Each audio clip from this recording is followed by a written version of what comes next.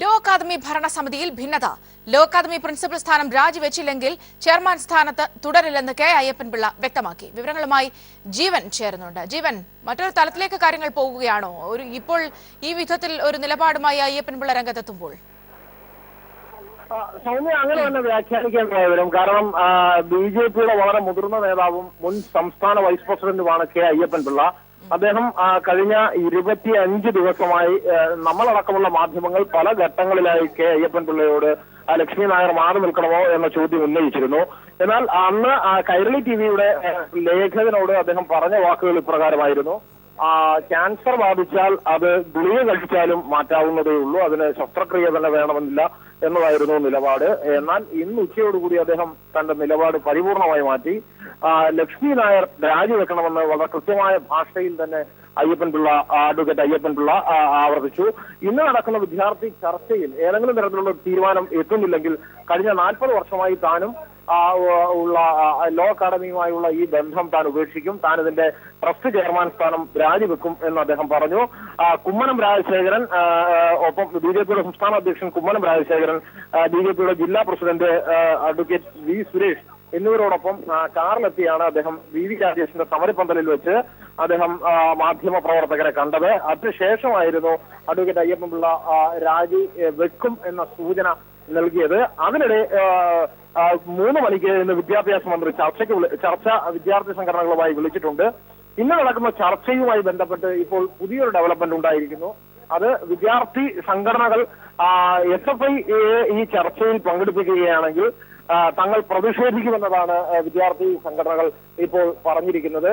സ്വാഭാവികമായും അതോടുകൂടി ഒരു സംഘർഷ സാധ്യത കൂടി ഈ കാര്യത്തിൽ ഉണ്ടാകുന്നു. കാരണം SFI ഈ സമരം ഒത്തുതീർപ്പാക്കിയ സംഘടനയാണ്. അതുകൊണ്ട് SFI ഈ ചർച്ചയിൽ പങ്കെടുപ്പിക്കേണ്ടതില്ല എന്നതാണ് ഇതിലെ വിദ്യാർത്ഥി സംഘടനകളുടെ നിലപാട്. ഇതിനോട് SFI ഏത് തരത്തിലായിരിക്കും പ്രതികരിക്കുക എന്നത് ഇതുവരെ നമുക്ക് വിവരം ലഭ്യമായിട്ടില്ല. നമ്മൾ ഇപ്പോൾ ഉണ്ടായിരിക്കുന്ന ഒരു പ്രധാന ഡെവലപ്മെന്റ് അതാണ്. അങ്ങനെയെങ്കിൽ ഇന്ന് നടക്കുന്ന ചർച്ച അലസിപ്പിരിയാനാണ് സാധ്യത. കാരണം സ്വാഭാവികമായും കേരളത്തിലെ എല്ലാ സർവകലാശാലകളും ഭരിക്കുന്ന ഏറ്റവും കൂടുതൽ സെനറ്റ് അംഗങ്ങളും യൂണിവേഴ്സിറ്റി യൂണിയൻ കൗൺസിലർ അംഗങ്ങളും ഉള്ള ലോ അക്കാദമി ലോ കോളേജിന്റെ ഭരിക്കുന്ന വിദ്യാർത്ഥി സംഘടന കൂടിയായ SFIയെ മാറ്റി നിർത്തിക്കൊണ്ട് ഏതെങ്കിലും ഒരു ചർച്ചയ്ക്ക് കേരളത്തിലെ വിദ്യാഭ്യാസ വകുപ്പ് തയ്യാറാകുമോ എന്ന് ഈ ഘട്ടത്തിൽ പറയാനാവില്ല. പക്ഷേ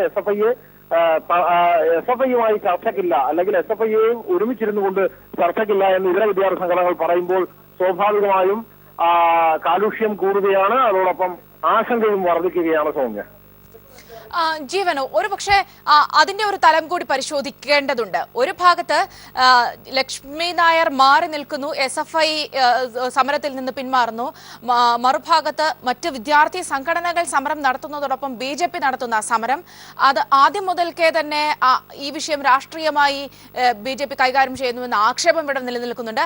അതിനിടയിലാണ് ഈ 11-ാം മണിക്കൂറിൽ, അതായത് വിദ്യാഭ്യാസ മന്ത്രി ഇടപെടുന്നു, സർക്കാർ കാര്യക്ഷമമായി ഇടപെടുന്ന ഒരു ഘട്ടത്തിൽ അയ്യപ്പൻപിള്ളയുടെ ഈ നിലപാട് മാറ്റം, ഇത് ഏത് വിധത്തിലായിരിക്കും നിരീക്ഷിക്കപ്പെടുന്നത്? ഇവിടെ വളരെ കൗതുകകരമായ 2 വസ്തുതകൾ നമ്മൾ പരിശോധിക്കേണ്ടതായി വരും. ഒന്ന്, ഞാൻ നേരത്തെ സൂചിപ്പിച്ചതുപോലെ കൈരളി ടിവിയുടെ ലേഖകനടക്കം മുഴുവൻ മാധ്യമങ്ങളോടും ഇത് സംബന്ധിച്ച് കഴിഞ്ഞ 24 ദിവസമായി തികഞ്ഞ മൗനത്തിലായിരുന്ന അയ്യപ്പൻപിള്ള നിലവിൽ വിദ്യാർത്ഥി സമരങ്ങളുടെയും സർക്കാർ സംവിധാനങ്ങളുടെയും ഒക്കെ ഭാഗമായി ഒരു ചർച്ച ഈ കാര്യത്തിൽ ഒരു വഴിത്തിരിവുണ്ടാകുന്നു എന്ന ഘട്ടത്തിലേക്ക് കടക്കുന്ന ഘട്ടത്തിൽ ഇന്ന് നടക്കുന്ന ചർച്ചയിൽ തീരുമാനമായില്ല എങ്കിൽ താൻ രാജി വെക്കും എന്ന് അസന്നിഗ്ധമായ ഭാഷയിൽ പറയുമ്പോൾ സ്വാഭാവികമായും അതിന് മാനങ്ങളേറെയാണ്, അതിന്റെ വ്യാഖ്യാന തലങ്ങൾ കൂടുകയാണ്. അത്തരം വ്യാഖ്യാനങ്ങളിലേക്ക് ഞാൻ ഈ ഘട്ടത്തിൽ കടക്കുന്നില്ല. അവർക്ക് പ്രേക്ഷകർ അവരുടേതായ വിലയിരുത്തലുകളിൽ എത്തട്ടെ. പക്ഷേ സ്വാഭാവികമായും ചില സംശയങ്ങൾ ഈ കാര്യത്തിൽ ഉരുണ്ടുകൂടുന്നുണ്ട് എന്ന് ഇവിടെ പറയപ്പെടുന്നു. അയ്യപ്പൻപിള്ള വൈകിയാണെങ്കിലും തങ്ങളുടെ അദ്ദേഹം രാജിവെക്കും, രാജിവെച്ചുകൊണ്ട് ഭരണസമിതിയിൽ ഒരു ഭിന്നത ഈ കാര്യത്തിൽ രൂപപ്പെട്ടിരിക്കുന്നു എന്നത് ഒരു അവിതർക്കിതമായ വസ്തുതയായി മാറുന്നു. അതുകൊണ്ട് തന്നെ സ്വാഭാവികമായും കുറച്ചുകൂടി ലോ അക്കാദമിയുടെ മാനേജ്മെന്റ് സമ്മർദ്ദത്തിലാവും.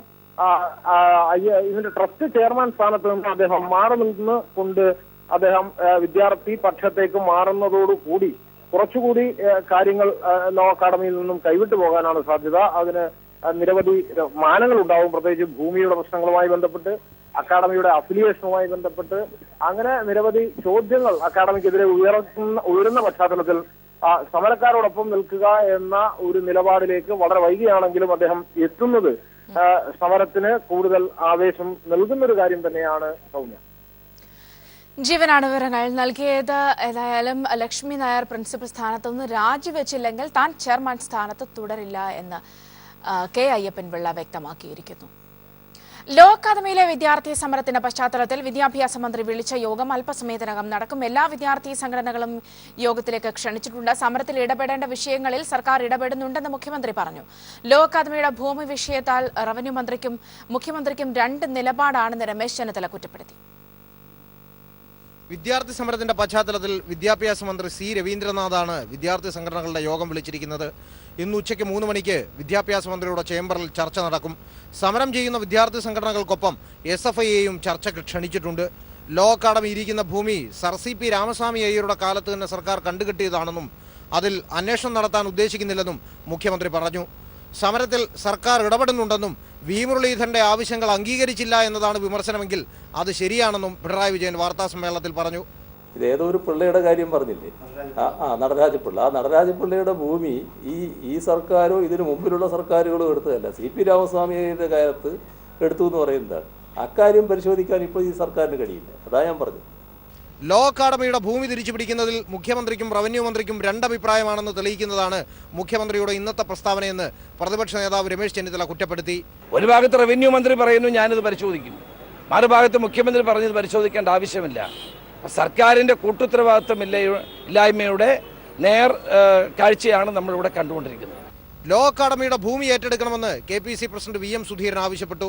സമരത്തിൽ എല്ലാവർക്കും യോജിക്കാൻ കഴിയുന്ന ഫോർമുല ഉണ്ടാക്കണമെന്നാവശ്യപ്പെട്ട് CPI സംസ്ഥാന സെക്രട്ടറി കാനം രാജേന്ദ്രൻ, പന്ന്യൻ രവീന്ദ്രൻ എന്നിവർ CPIM സംസ്ഥാന സെക്രട്ടറി കോടിയേരി ബാലകൃഷ്ണൻ കണ്ടു. നിരാഹാരം അനുഷ്ഠിക്കുന്ന കെ മുരളീധരനെ രമേശ് ചെന്നിത്തല, VM സുധീരൻ എന്നിവർ സന്ദർശിച്ചു. News bureau, Thiruvananthapuram. അഴിമതി ആര് കാണിച്ചാലും സംരക്ഷിക്കില്ലെന്ന് മുഖ്യമന്ത്രി പിണറായി വിജയൻ. തുറമുഖ വകുപ്പിലെ അഴിമതിയുമായി ബന്ധപ്പെട്ട KM എബ്രഹാമിന്റെ റിപ്പോർട്ടിന്മേൽ നിയമോപദേശം തേടിയത് കൂടുതൽ വ്യക്തത വരുത്താനാണെന്നും മുഖ്യമന്ത്രി പറഞ്ഞു. ജേക്കബ് തോമസിൽ സർക്കാരിന് പൂർണ്ണ വിശ്വാസമുണ്ടെന്നും അദ്ദേഹം വ്യക്തമാക്കി. ഞാൻ പറഞ്ഞത് വിജിലൻസ് ഒരു കേസിൽ അന്വേഷണം പൂർത്തിയാക്കി. ആ അന്വേഷണം പൂർത്തിയാക്കിയത് സംബന്ധിച്ച് മറ്റൊരു ഏജൻസി, സാധാരണ നിലക്ക് വിജിലൻസിൻ്റെ മേലെയല്ല ഇത്തരം കാര്യങ്ങളിൽ മറ്റേതൊരു ഏജൻസി, പിന്നെ അഖിലേന്ത്യാ അടിസ്ഥാനത്തിലുള്ള ഏജൻസികൾ വരണം. നമ്മുടെ സംസ്ഥാനത്ത് വേറെ ഏജൻസി ഇല്ല എന്നാണ് നമ്മുടെ ഒരു പ്രാഥമിക ധാരണ. അപ്പോൾ വേറൊരു ഏജൻസി ഇത് സംബന്ധിച്ച് മറ്റൊരു നിലപാടെടുക്കുമ്പോൾ അതിൻ്റെ നിയമപരമായ വശം പരിശോധിക്കേണ്ടതായിട്ടുണ്ട്. എത്രത്തോളം അവർക്ക് പോകാം, അപ്പോൾ അത് ഫൈനാൻസ് ഇൻസ്പെക്ഷൻ വിങ്ങിന് തന്നെ എത്രത്തോളം പോകാം, എന്താണ് അവരുടെ സാധാരണ നിലക്ക് ചെയ്യാൻ പറ്റുന്ന കാര്യങ്ങൾ, അതടക്കം പരിശോധിക്കേണ്ടതായി. പൂർണ്ണ വിശ്വാസത്തിലാണിപ്പോൾ, ഒരു സംശയവും വേണ്ട. പൂർണ്ണ വിശ്വാസം തന്നെയാണ്. പൂർണ്ണ വിശ്വാസമുള്ള ഒരാൾ വിജിലൻസ് ഡയറക്ടർ അല്ലാതിരിക്കുമോ? വിജിലൻസ് ഡയറക്ടർ സ്ഥാനത്തിരിക്കുമോ? സർക്കാരിന് പൂർണ്ണ വിശ്വാസം ഇല്ലാത്ത ഒരാൾ വിജിലൻസ് ഡയറക്ടർ സ്ഥാനത്തിരിക്കും. മുഖ്യമന്ത്രി പറഞ്ഞതിൽ കൂടുതലൊന്നും പറയാനില്ല എന്ന വിജിലൻസ് ഡയറക്ടർ ജേക്കബ് തോമസ്. നന്മയുള്ളവരുടെ നടുവിലാണ് താനെന്നും ജേക്കബ് തോമസ് പ്രതികരിച്ചു. CM എല്ലാം പറഞ്ഞല്ലോ, പിന്നെ ഞാൻ പ്രത്യേകിച്ചൊന്നും പറയേണ്ട കാര്യമില്ലല്ലോ. നമ്മുടെ സംസ്ഥാനത്തിൻ്റെ എല്ലാ കാര്യങ്ങളും പറയേണ്ട ആൾ തന്നെ പറഞ്ഞിട്ടുണ്ട്. ഞാൻ നന്മയുള്ളവരുടെ നാടിൻ്റെ നടുവിൽ നിൽക്കുകയല്ലേ. മുഖ്യമന്ത്രിക്ക് ചീഫ് സെക്രട്ടറിയിലും ധനകാര്യ സെക്രട്ടറിയിലും വിശ്വാസ്യത നഷ്ടപ്പെട്ടെന്ന് രമേശ് ചെന്നിത്തല. ജേക്കബ് തോമസിൽ പൂർണ്ണ വിശ്വാസം എന്ന വാക്കുകൾ അതാണ് തെളിയിക്കുന്നതെന്നും ചെന്നിത്തല പറഞ്ഞു. സ്വന്തം ചീഫ് സെക്രട്ടറിയെയും ധനകാര്യ വകുപ്പ് സെക്രട്ടറിയിലും അദ്ദേഹത്തിന് വിശ്വാസമില്ല എന്നുള്ളതാണോ തെളിയിക്കുന്നത്? ഉന്നത ഉദ്യോഗസ്ഥന്മാർ തമ്മിലുള്ള ശീതസമരവും ഗുരുതരമായ അഭിപ്രായ വ്യത്യാസവും തുടരുകയാണ്. എന്നിട്ടും മുഖ്യമന്ത്രി കഴിഞ്ഞ 5 മാസമായി ഒരു നടപടിയും എടുത്തിട്ടില്ല. ഭരണമാകെ സ്തംഭിച്ചിരിക്കുന്നു, സെക്രട്ടേറിയറ്റ് സ്തംഭിച്ചിരിക്കുന്നു. ഭരണരംഗത്ത് ഇതുപോലെ കാര്യക്ഷമതയില്ലാത്തൊരു കാലഘട്ടം ഉണ്ടായിട്ടില്ല. ശശികല തമിഴ്നാട് മുഖ്യമന്ത്രിയായേക്കും. നാളെ ചേരുന്ന AIDMK യോഗത്തിൽ ഇത് സംബന്ധിച്ച തീരുമാനമുണ്ടാകുമെന്നാണ് സൂചന. ഈ മാസം 7-നോ 8-നോ സത്യപ്രതിജ്ഞ ഉണ്ടാകുമെന്നും സൂചന. ജയലളിതയുടെ തോഴിയും AIDMK ജനറൽ സെക്രട്ടറിയുമായ VK ശശികല തമിഴ്നാട് മുഖ്യമന്ത്രിയായേക്കുമെന്നാണ് റിപ്പോർട്ടുകൾ. നാളെ നടക്കുന്ന MLA-മാരുടെ യോഗത്തിൽ ഇത് സംബന്ധിച്ച അന്തിമ തീരുമാനം ഉണ്ടാകും. ഈ മാസം 8-നോ 9-നോ ശശികല മുഖ്യമന്ത്രിയാകുമെന്നാണ് പാർട്ടി വൃത്തങ്ങളിൽ നിന്നും ലഭിക്കുന്ന സൂചന. ജയലളിതയുടെ മരണത്തിന് തൊട്ടുപിന്നാലെ മുഖ്യമന്ത്രിയായി സത്യപ്രതിജ്ഞ ചെയ്ത പനീർശെൽവം മുഖ്യമന്ത്രി സ്ഥാനം രാജിവെക്കുമെന്നും പാർട്ടി വൃത്തങ്ങൾ സൂചിപ്പിക്കുന്നു. അമ്മയുടെ പിൻഗാമിയാകാൻ ചിന്നമ്മയ്ക്ക് യോഗ്യതയുണ്ടെന്നാണ് പാർട്ടിയിലെ ഒരു വിഭാഗത്തിന്റെ നിലപാട്. പാർട്ടി ജനറൽ സെക്രട്ടറി സ്ഥാനത്തിന് പുറമെ മുഖ്യമന്ത്രി സ്ഥാനവും നേടാൻ ശശികല അനുകൂലികളുടെ സഹായം അഭ്യർത്ഥിച്ചതായി നേരത്തെ വാർത്തകൾ പുറത്തുവന്നിരുന്നു. ജയലളിതയുടെ അടുത്ത സുഹൃത്തും സർക്കാർ ഉപദേഷ്ടാവുമായിരുന്ന ഷീല ബാലകൃഷ്ണൻ രാജിവെച്ചതിന് പിന്നാലെയാണ് ശശികലയുടെ മുഖ്യമന്ത്രി സ്ഥാനം സംബന്ധിച്ചുള്ള വാർത്തകൾ പുറത്തുവന്നത്. കാലാവധി അവസാനിക്കാൻ 2 മാസം ബാക്കി നിൽക്കുകയായിരുന്നു രാജിക്ക് പിന്നിലെ കാരണം അവർ വ്യക്തമാക്കിയിട്ടില്ലായിരുന്നു. ജയലളിത ആശുപത്രിയിലായതു മുതൽ സംസ്ഥാനത്തിന്റെ നിയന്ത്രണം തന്നെ ഷീലയുടെ കൈകളിലായിരുന്നു. News desk people TV. കൊച്ചിയിൽ 100 കോടി രൂപയുടെ ഇലക്ട്രോണിക് മാലിന്യം ഇറക്കുമതി ചെയ്തതിൽ നടപടി ആവശ്യപ്പെട്ട് മലിനീകരണ നിയന്ത്രണ ബോർഡിന് കസ്റ്റംസിന്റെ കത്ത്. 3 വർഷത്തിനിടെയാണ് കൊച്ചിയിൽ 100 കോടിയുടെ വേസ്റ്റ് എത്തിയത്. ഇറക്കുമതിക്ക് പിന്നിൽ 7 കൊൽക്കത്ത കമ്പനികളാണ്. കഴിഞ്ഞ ഡിസംബറിലാണ് കൊച്ചി തുറമുഖം വഴി 9000 ഫോട്ടോ കോപ്പിയറുകൾ ഇറക്കുമതി ചെയ്തത്. കൊൽക്കത്ത ആസ്ഥാനമായ 6 കമ്പനികളുടെ പേരിലാണ് അമേരിക്കയിൽ നിന്നും ജർമ്മനിയിൽ നിന്നുമുള്ള മെഷീനുകൾ ഇറക്കുമതി ചെയ്തിരിക്കുന്നത്. ഇവ വേസ്റ്റ് ആണെന്ന സംശയത്തിൽ കസ്റ്റംസ് തടഞ്ഞുവെച്ചിരിക്കുകയാണ്. മെഷീനുകൾ വിട്ടുകിട്ടണമെന്നാവശ്യപ്പെട്ട് കമ്പനികൾ ഹൈക്കോടതിയെ സമീപിച്ചിരുന്നു. കമ്പനികൾക്ക് അനുകൂല ഉത്തരവ് ലഭിച്ചില്ലെന്നു മാത്രമല്ല, ഇറക്കുമതി സംബന്ധിച്ച് സമഗ്ര അന്വേഷണം നടത്താനും ഹൈക്കോടതി നിർദ്ദേശിച്ചിരുന്നു. ഇതിനിടെ പരിശോധന നടത്തണമെന്നാവശ്യപ്പെട്ട് കസ്റ്റംസ് മലിനീകരണ നിയന്ത്രണ ബോർഡിന് കത്തയക്കുകയും ചെയ്തിരുന്നു. ഉപയോഗശൂന്യമായ മെഷീനുകൾ ഇന്ത്യ അടക്കമുള്ള രാജ്യങ്ങളിലേക്ക് തള്ളുന്നതിന്റെ ഭാഗമായാണ് ഇറക്കുമതിയെന്നാണ് കസ്റ്റംസ് സംശയിക്കുന്നത്. ഇറക്കുമതി ചെയ്യുന്നതിന് വിദേശ ഏജന്റുമാർ കമ്പനികൾക്ക് പണം നൽകുന്നുണ്ടെന്നാണ് വിവരം. ഇറക്കുമതി ചെയ്തവർ ഈ മെഷീനുകൾ നന്നാക്കി സെക്കൻഡ് ഹാൻഡ് വിപണിയിൽ എത്തിക്കുകയും തീരെ മോശമായവ റീസൈക്ലിംഗിന് അയച്ച പണമുണ്ടാക്കുകയുമാണ് പതിവ്. വേസ്റ്റ് തള്ളുന്നതിന് കൊൽക്കത്ത തുറമുഖത്ത് കർശന വിലക്ക് ഉണ്ടെന്നിരിക്കെയാണ് കൊച്ചി തുറമുഖം വഴി കഴിഞ്ഞ 3 വർഷങ്ങളിലായി 100 കോടിയോളം രൂപയുടെ വേസ്റ്റ് ഇറക്കുമതി നടന്നിരിക്കുന്നത്. News bureau, Kochi. പഞ്ചാബും ഗോവയും രാഷ്ട്രീയ ഗോതയിൽ.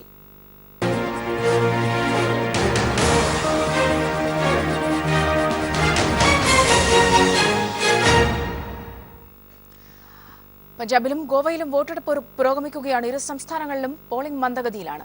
ആദ്യ 4 മണിക്കൂറിൽ പഞ്ചാബിൽ 20%, ഗോവയിൽ 22%മാണ് പോളിംഗ് രേഖപ്പെടുത്തിയത്. വിവരങ്ങളുമായി മനു ശങ്കരൻ ചേർന്നുണ്ട്. മനു, എങ്ങനെയാണ് പോളിംഗ് പുരോഗമിക്കുന്നത്? പഞ്ചാബിൽ നേരിയ തോതിലാണ് പോളിംഗ് പുരോഗമിക്കുന്നത്. 2 മണിവരെ ഇപ്പോൾ ലഭിക്കുന്ന കണക്കുകൾ പ്രകാരം 38% പോളിംഗ് ആണ് പഞ്ചാബിൽ രേഖപ്പെടുത്തിയിരിക്കുന്നത്. ഗോവയിലാകട്ടെ 52% പോളിംഗും രേഖപ്പെടുത്തിയിരിക്കുന്നു. കഴിഞ്ഞ തവണത്തേതിനേക്കാൾ ചെറിയ തോതിൽ കുറഞ്ഞ ഒരു പോളിംഗ് ആണ് പഞ്ചാബിൽ രേഖപ്പെടുത്തിയിരിക്കുന്നത്. ഈ 117 സീറ്റുകളിലേക്കായാണ് പഞ്ചാബിൽ മത്സരം പുരോഗമിക്കുന്നത്. 1147 സ്ഥാനാർത്ഥികളാണ് ജനവിധി തേടുന്നത്. 2 കോടിയോളം വോട്ടർമാർ ജനവിധി എഴുതും. ഇത്തവണ മുൻപ് ചരിത്രത്തിൽ കണ്ടിട്ടില്ലാത്തതുപോലെ ഒരു ശക്തമായ ത്രികോണ മത്സരത്തിനാണ് പഞ്ചാബ് സാക്ഷ്യം വഹിക്കുന്നത്. എന്തായാലും പ്രധാന സ്ഥാനാർത്ഥികൾ പ്രധാന മണ്ഡലങ്ങളും മുഖ്യമന്ത്രി പ്രകാശ് സിംഗ് ബാദലും അതോടൊപ്പം കോൺഗ്രസിന്റെ മുഖ്യമന്ത്രി സ്ഥാനാർത്ഥി കൂടിയായ ക്യാപ്റ്റൻ അമരീന്ദർ സിംഗും മത്സരിക്കുന്ന മണ്ഡലത്തിൽ നിന്നാണ്. ഈ ലാംബി മണ്ഡലത്തിൽ നിന്ന് ഇത്തവണ ഈ 2 മണിയോട് കൂടി അടുക്കുമ്പോൾ കഴിഞ്ഞ തവണത്തേതുപോലുള്ളൊരു പോളിംഗ് ഉയർന്നൊരു പോളിംഗ് കാണാനാകുന്നില്ല. അകാലിദൾ സഖ്യത്തിന്റെ കോട്ടയാണ് ലാംബി മണ്ഡലം. ഇവിടെ ഇത്തരമൊരു പോളിംഗ് ശതമാനത്തിലെ കുറവ് BJPക്ക് തിരിച്ചടിയേകാനാണ് സാധ്യത. അതേസമയം ഉപമുഖ്യമന്ത്രി സുഖ്ബീർ സിംഗ് ബാദലും ആം ആദ്മിയുടെ മുഖ്യമന്ത്രി സ്ഥാനത്തേക്ക് പോലും പരിഗണിക്കപ്പെടുന്ന ഭഗവത് മാനും മത്സരിക്കുന്ന ജലാബാദ് മണ്ഡലത്തിലും വോട്ടിംഗ് ശതമാനത്തിൽ കുറവ് രേഖപ്പെടുത്തിയിട്ടുണ്ട്. ഇതും BJPക്ക് തിരിച്ചടി നൽകാൻ പ്രത്യേകിച്ച് ഈ അകാലിദൾ സഖ്യത്തിനും തിരിച്ചടി നൽകാനാണ് സാധ്യതയുള്ളത്. കോൺഗ്രസിന്റെ സ്ഥാനാർത്ഥിയും മുൻ ക്രിക്കറ്റ് താരവുമായ നവജോത് സിംഗ് സിദ്ധു മത്സരിക്കുന്ന അമൃത്സർ ഈസ്റ്റിൽ വലിയ തോതിലുള്ള ഒരു പോളിംഗ് രേഖപ്പെടുത്തിയിട്ടുമുണ്ട്. ഇതുകൂടാതെ മാൽവ മേഖലയിൽ ആം ആദ്മിക്ക് വലിയ സ്വാധീനമുള്ള 69ഓളം മണ്ഡലങ്ങളുള്ള മേഖലയാണ്. ഇവിടെ ശക്തമായൊരു പോളിംഗ് രേഖപ്പെടുത്തിയിരിക്കുന്നു എന്നത് ശ്രദ്ധേയമാണ്. ഗ്രാമീണ മേഖലയിലും ഉയർന്ന പോളിംഗ് രേഖപ്പെടുത്തിയിരിക്കുന്നു. ഇത് ആം ആദ്മിക്ക് ഗുണകരമാകാനുള്ള സാധ്യതയാണ് രാഷ്ട്രീയ നിരീക്ഷകർ വിലയിരുത്തുന്നത്. അവസാനഘട്ട സർവേ ഫലങ്ങളും കോൺഗ്രസിനും ആം ആദ്മിക്കും മുൻതൂക്കം നൽകുന്നതായിരുന്നു. ഇത്തരമൊരു നീക്കത്തിലേക്കാണ് ഇപ്പോഴത്തെ പോളിംഗ് ശതമാനങ്ങളെല്ലാം വിരട്ടുന്നത്. പക്ഷേ വിജയപ്രതീക്ഷയിലാണ് അകാലിദൾ BJP സഖ്യവും. അതേസമയം ഗോവയിൽ 40 സീറ്റുകളിൽ 250 സ്ഥാനാർത്ഥികളാണ് ഇത്തവണ ജനവിധി തേടുന്നത്. 11 ലക്ഷം ആളുകളാണ് ഇത്തവണ ജനവിധി രേഖപ്പെടുത്താൻ എത്തുക എന്നാണ് പ്രതീക്ഷിക്കുന്നത്. കഴിഞ്ഞ തവണ 83% ഉണ്ടായിരുന്ന പോളിംഗ് ഇത്തവണ 90%-അടുത്തെത്തുമെന്നാണ് തെരഞ്ഞെടുപ്പ് കമ്മീഷൻ പ്രതീക്ഷിക്കുന്നത്. 2 മണിവരെ ഇപ്പോൾ ലഭിക്കുന്ന കണക്കുകൾ പ്രകാരം ഈ 52% മുകളിലേക്ക് പോയിരിക്കുന്നു ശതമാനം. ഒരുപക്ഷെ തെരഞ്ഞെടുപ്പ് കമ്മീഷൻ പ്രതീക്ഷിക്കുന്ന ഒരു കണക്കിലേക്ക് 5 മണിയാകുമ്പോൾ അടുക്കുമെന്നാണ് ഇപ്പോൾ പ്രതീക്ഷിക്കുന്നത്. ചതുഷ്കോണ മത്സരമാണ് ഗോവയിൽ പുരോഗമിക്കുന്നത്. BJPക്കും കോൺഗ്രസിനും ആം ആദ്മിക്കും പുറമെ MGPയും ശിവസേനയും ഗോമന്തക് പാർട്ടിയും ഉൾപ്പെടുന്ന കക്ഷിയും RSS വോട്ടുകളിൽ ഒരു വിള്ളൽ ഉണ്ടാക്കുമെന്നാണ് ഇപ്പോൾ രാഷ്ട്രീയ നിരീക്ഷകർ വിലയിരുത്തുന്നത്. എന്തായാലും ഈ 2 മണിവരെ അടുക്കുമ്പോൾ ഈ പോളിംഗ് ശതമാനത്തിൽ പഞ്ചാബിൽ നേരിയ തോതിലൊരു കുറവും എന്നാൽ ഗോവയിൽ സാമാന്യം ഭേദപ്പെട്ട ഒരു പോളിംഗുമാണ് ഇപ്പോൾ ഉള്ളത്. സൗമ്യ. മനുശങ്കറാണ് വിവരങ്ങൾ നൽകിയത്. ഇടവേളയിലേക്ക് ഡിവൈഎഫ്ഐ അഖിലേന്ത്യാ സമ്മേളനത്തിന്റെ ഭാഗമായ പ്രതിനിധി സമ്മേളനം ഇന്ന് 3-ാം ദിനം. ജനറൽ സെക്രട്ടറി അവതരിപ്പിച്ച പ്രവർത്തന റിപ്പോർട്ടിന്മേലുള്ള ചർച്ച തുടരുന്നു. നോട്ട് നിരോധനം സൃഷ്ടിച്ച കടുത്ത തൊഴിലില്ലായ്മയ്ക്ക് കേന്ദ്ര സർക്കാർ പരിഹാരം കാണണമെന്ന് സമ്മേളനം ആവശ്യപ്പെട്ടു. നോട്ട് നിരോധനം കടുത്ത തൊഴിലില്ലായ്മ രാജ്യത്ത് സൃഷ്ടിച്ചിരിക്കുകയാണ്. ഇത് മറികടക്കാൻ പുതിയ തൊഴിലവസരങ്ങൾ സൃഷ്ടിക്കണമെന്നും സമ്മേളനം ആവശ്യപ്പെട്ടു. ഇതിനായി പൊതുമുതൽ മുടക്ക് വർദ്ധിപ്പിക്കണം. കള്ളപ്പണം പിടിച്ചെടുക്കുകയും കിട്ടാക്കടം തിരിച്ചുപിടിക്കുകയും വേണം. അപ്പോൾ ഡിവൈഎഫ്ഐ ആവശ്യപ്പെടുന്ന ഒരു കാര്യം, ഇന്നത്തെ ഡിമോണിറ്റൈസേഷന്റെ പശ്ചാത്തലത്തിലും തൊഴിൽ രഹിത വളർച്ചയുടെ പശ്ചാത്തലത്തിലും ഗവൺമെന്റ് ചെയ്യേണ്ടത് വലിയ തോതിൽ പൊതുമുതൽ മുടക്ക് വർദ്ധിപ്പിക്കുക എന്നതാണ്. ഇപ്പോൾ കൊടുത്തുകൊണ്ടിരിക്കുന്ന അന്യായമായ നികുതി ഇളവുകൾ അവസാനിപ്പിക്കണം. ഏതാണ്ട് 35 ലക്ഷം കോടി രൂപയുടെ കള്ളപ്പണം വിദേശ ബാങ്കുകളിൽ കെട്ടിക്കിടക്കുന്നുണ്ട്. ഈ സർക്കാരിന് ധൈര്യവും ആത്മാർത്ഥതയും ഉണ്ടെങ്കിൽ വിദേശ ബാങ്കുകളിലെ കള്ളപ്പണം ലിസ്റ്റ് സർക്കാരിൻ്റെ പക്കലുണ്ട്. ആ കള്ളപ്പണം പിടിച്ചെടുത്ത് ഇന്ത്യയിലെത്തിക്കുക. 8.5 ലക്ഷം കോടി രൂപയുടെ കിട്ടാക്കടം, അതിൽ സിംഹഭാഗവും വൻകിടക്കാരുടേതാണ്, NPA. അത് തിരിച്ചു പിടിക്കണം. സ്വകാര്യ മേഖലയിൽ തൊഴിൽ സംവരണത്തിനായി ആവശ്യമായ നിയമ ഭേദഗതി കൊണ്ടുവരണം. കാമ്പസുകളിലെ ജാതി വിവേചനം തടയാൻ രോഹിത് വെമുലയുടെ പേരിൽ പുതിയ നിയമം കൊണ്ടുവരണം. ലൈംഗിക ന്യൂനപക്ഷങ്ങൾക്കായി പ്രത്യേക ബജറ്റ് വിഹിതം അനുവദിക്കണം. ഇവർക്ക് വിദ്യാഭ്യാസ തൊഴിൽ മേഖലകളിൽ സംവരണം ഏർപ്പെടുത്തണമെന്നും സമ്മേളനം ആവശ്യപ്പെട്ടു. സ്വവർഗ ലൈംഗികതയെ ക്രിമിനൽ കുറ്റമായി കാണുന്ന മനോഭാവം മാറണം. ഇതിനായി ബോധവൽക്കരണ പ്രവർത്തനം സംഘടിപ്പിക്കണമെന്നും പ്രമേയം ആവശ്യപ്പെട്ടു. പ്രവർത്തന റിപ്പോർട്ടിന്മേലുള്ള ചർച്ച പ്രതിനിധി സമ്മേളനത്തിൽ തുടരും. സംഘടനയിലെ വനിതാ പ്രാതിനിധ്യം വർദ്ധിപ്പിക്കുന്നത് സംബന്ധിച്ച ഭരണഘടനാ ഭേദഗതി സമ്മേളനത്തിൽ അവതരിപ്പിക്കും. ജാതി വിവേചനം ഇന്ത്യയിൽ എന്ന വിഷയത്തെ അധികരിച്ച സെമിനാർ ശനിയാഴ്ച നടക്കും. News bureau, Kochi. അവയവദാനത്തിന്റെ മഹത്തായ സന്ദേശവുമായി ഡിവൈഎഫ്ഐ അഖിലേന്ത്യാ സമ്മേളനം ചരിത്രത്തിൽ ഇടം പിടിച്ചു. സമ്മേളനത്തിനായി കൊച്ചിയിലെത്തിയ 760 പ്രതിനിധികളാണ് അവയവദാന സമ്മതപത്രം ഒപ്പുവെച്ചത്.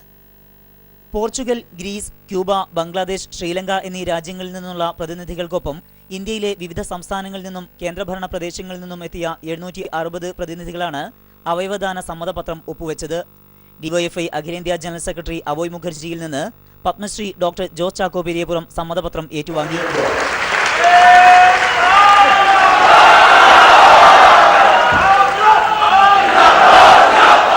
മാതൃകാപരമായ ഈ ദൗത്യത്തെ ഡോക്ടർ ജോസ് ചാക്കോ പെരിയപുറം അഭിനന്ദിച്ചു.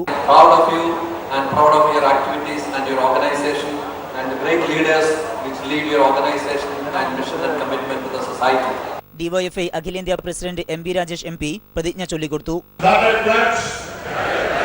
To donate my organs upon my death for the treatment of others. അവയവദാനമെന്ന മഹത്തായ സന്ദേശം കൊണ്ടുകൂടി ഡിവൈഎഫ്ഐ 10ാമത് അഖിലേന്ത്യാ സമ്മേളനം ചരിത്രത്തിന്റെ ഭാഗമായി. സമീർ വഴങ്ങോട്, കൊച്ചി. സനൽകുമാർ ശശിധരൻ സംവിധാനം ചെയ്ത സെക്സി ദുർഗയ്ക്ക് 45ാമത് റോട്ടർഡാം രാജ്യാന്തര ചലച്ചിത്രമേളയിൽ മികച്ച ചിത്രത്തിനുള്ള ഹിവോസ് ടൈഗർ പുരസ്കാരം. 29 ലക്ഷം രൂപയും പ്രശസ്തി പത്രവും ശില്പവും അടങ്ങുന്നതാണ് പുരസ്കാരം. ഈ പുരസ്കാരം നേടുന്ന ആദ്യ ഇന്ത്യൻ ചിത്രം കൂടിയാണ് സെക്സി ദുർഗ. ഒഴിവു ദിവസത്തെ കളി എന്ന ചിത്രത്തിലൂടെ ശ്രദ്ധേയനായ സനൽകുമാർ ശശിധരന്റെ പുതിയ ചിത്രവും അന്താരാഷ്ട്ര പ്രശസ്തിയിലേക്ക് എത്തിയിരിക്കുകയാണ്. റോട്ടർഡാം ചലച്ചിത്രോത്സവത്തിലെ മികച്ച ചിത്രത്തിനുള്ള ഹിവോസ് ടൈഗർ പുരസ്കാരമാണ് മലയാള ചിത്രം സെക്സി ദുർഗയ്ക്ക് ലഭിച്ചിരിക്കുന്നത്. മത്സര വിഭാഗത്തിലുണ്ടായിരുന്ന പ്രമുഖ സിനിമകളെയെല്ലാം പിന്തള്ളിയാണ് സെക്സി ദുർഗയുടെ വിജയം. ഉദ്യോഗജനകമായ മുഹൂർത്തങ്ങൾ സൃഷ്ടിച്ച് കാഴ്ചക്കാരെ തുടർച്ചയായി സംഘർഷത്തിലാക്കാൻ ചിത്രത്തിന് സാധിച്ചതായി ജൂറി വിലയിരുത്തി.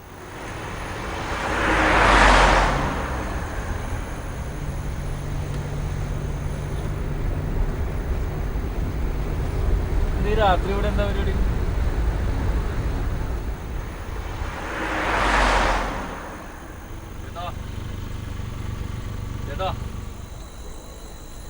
എന്താണ്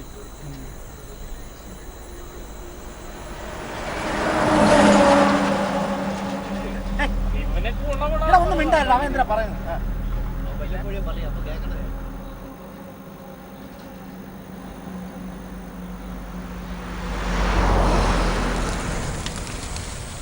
ലിംഗം, വർഗം, അധികാരം എന്നിവയുടെ വിവിധങ്ങളായ തട്ടുകളെക്കുറിച്ച് ഉൾക്കാഴ്ച നൽകാൻ ചിത്രത്തിന് സാധിക്കുന്നുണ്ടെന്നും ചിത്രത്തെക്കുറിച്ച് ജൂറി പറഞ്ഞു. ആദ്യമായാണ് ഒരു ഇന്ത്യൻ ചലച്ചിത്രം ഈ ബഹുമതി സ്വന്തമാക്കുന്നത്. ഇതെടുത്ത് എന്തിനാ എടാ നീ ഇത്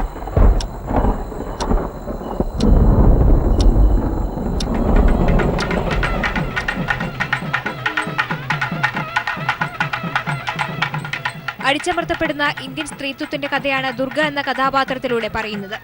രാജശ്രീ ദേശ്പാണ്ഡെ, കണ്ണൻ നായർ എന്നിവരാണ് പ്രധാന കഥാപാത്രങ്ങളെ അവതരിപ്പിച്ചിരിക്കുന്നത്.